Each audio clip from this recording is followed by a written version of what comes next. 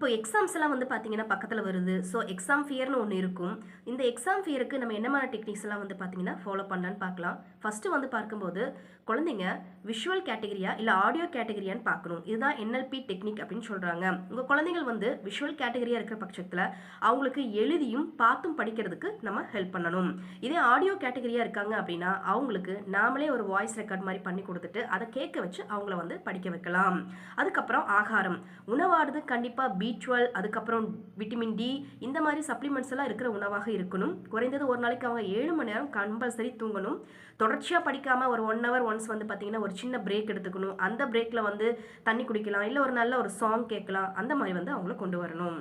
போல பிராணாயாமம் அப்படிங்கிறது இந்த டைம்ல ரொம்ப சப்போர்ட் பண்ணும். பெல்லி பிரெத்திங், அதாவது காலைல எழுந்ததுக்கு அப்புறமும் அதுக்கப்புறம் இரவு தூங்குறதுக்கு முன்னாடியும் அவங்கள ஒரு 15 to 20 பெல்லி பிரெத்திங் நல்ல ஒரு பிராணாயாமத்தை வந்து டீச் பண்ணி கொடுங்க. இது மெமரி லாஸ் அப்படிங்கிற பிரச்சனையை வந்து ஷார்ட் அவுட் பண்ணும்.